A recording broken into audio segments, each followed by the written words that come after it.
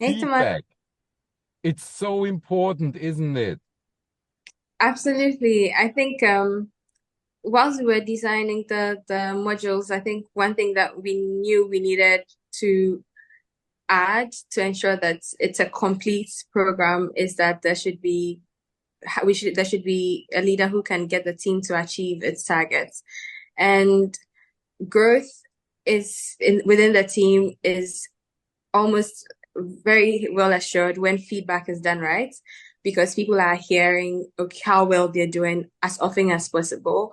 They are being told what else they could do to improve rather than just as having them in one state and not growing at all to be able to help the team be able to achieve the kind of goals that they have set for themselves. So feedback is an important tool within the Thriving module that we feel like every leader should be able to have in their team as a day-to-day culture that is going on all the time, that everyone is giving and receiving feedback and essentially is growing to be where to help the team get to where it needs to get to. Yeah, thanks, Deborah. I have to say that sounds almost in my ears as too good to be true. Um, but I would choose my word now differently, and I ask yourself, no, I ask the question to you. In my experience, many leaders are avoiding giving feedback like the plague. Um, Even when they are only re being required or asked to do it once a year, which is, as we both agree, by far not enough, right? Uh, Yeah, Even then, they try to escape it. Um, and so, question to you: have you ever heard of this phenomenon? And how can we help them to become less scared of doing it? absolutely. It happens all the time. Um, Most people would rather let someone go than actually, especially when it has to be constructive feedback, they would rather let someone go than have the conversation regularly about their performance, how they're doing, what's more is required of them. But most of it is that whole feeling of making another person feel bad, not they fear that there will be some conflict within the team if people are told the truth. And I think for our module is really inspired by by what Netflix was able to achieve, where it's like in their culture, feedback is embedded. The first thing they did was to teach exactly how to give feedback effectively, to remove all the difficulties that it comes with, where sometimes it stings. So it's because especially when it's constructive, it may sting, it may cause some confusion, it may lead to some negative feelings, but they help leaders to give feedback in a way where everybody is aware that this is meant for my benefits and this is going to lead me to become a better team member within the team. Yeah. So what you are saying, Deborah, is um, it it it makes it not anymore a traumatic experience Precisely. for the leader giving feedback and for the team member receiving the feedback, right? Al- Precisely. Also in situations where the feedback is not only gold and diamonds, correct? Exactly. So where the feedback is supposed to be candid and probably address some negative situations, we provide the Netflix method provides guidelines that helps to ensure that it can be accepted and it can be acted upon by whoever is receiving it, and but can be given very confidently by whoever is supposed to give it as well. Okay, because this sounds great to me. Uh, Dunya, your take on the feedback topic. I think honestly, a lot of leaders would benefit from a clear and low threshold feedback method because there's quite a bit of anxiety and emotions that go with that, and it makes also you want to look in the mirror yourself. If you are the one handing out feedback, you should be able to be the one to take it as well, which again requires some vulnerability from the leader side. So not a lot of leaders are have the instant social skills, let's say, to start a conversation, and we should be able to admit that. Mm. Say again, Dunya. Admit what?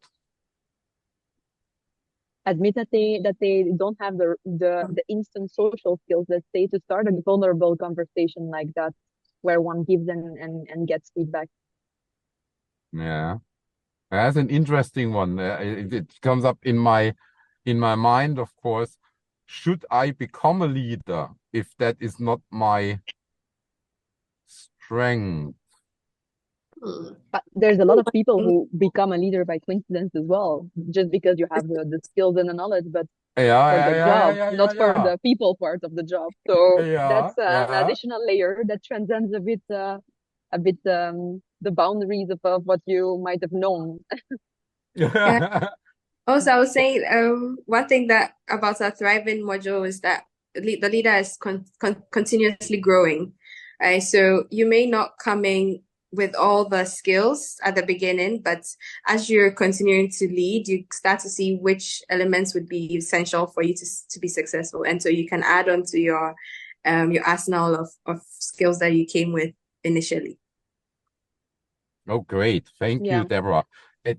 Ali, your take, because what Deborah just says is leadership. You must not be born as a leader. You can learn to become a good leader, Ali, correct?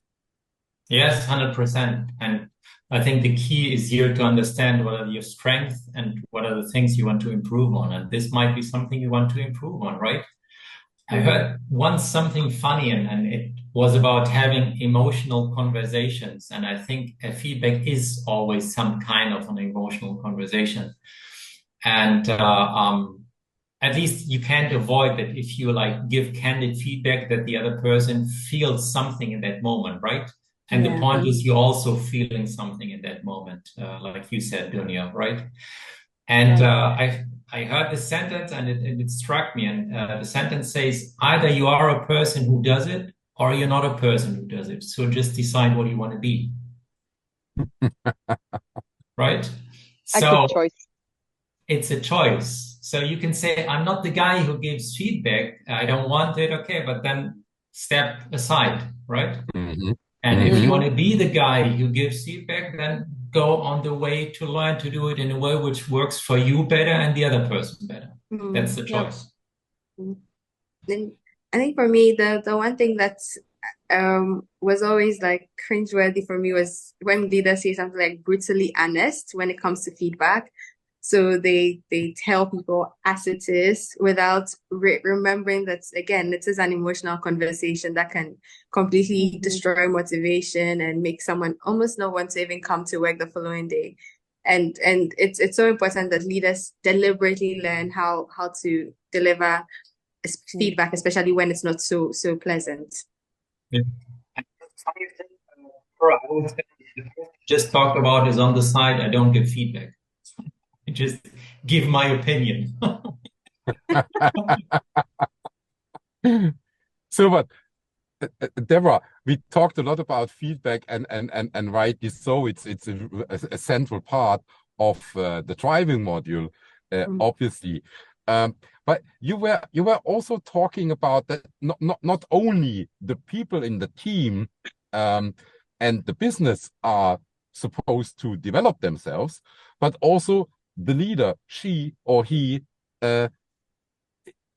also are supposed to develop him or herself. Is that correct, Deborah? Yes. So I think basically the Thriving module is that we are all consistently growing and learning to be able to achieve our goals. And most of the parts of the other modules actually come together to enforce this. So there's ownership. So it's not just you as the leader, is there are other people in there who'd be taking control of other things. And in that, you get to learn from all the other people in the team.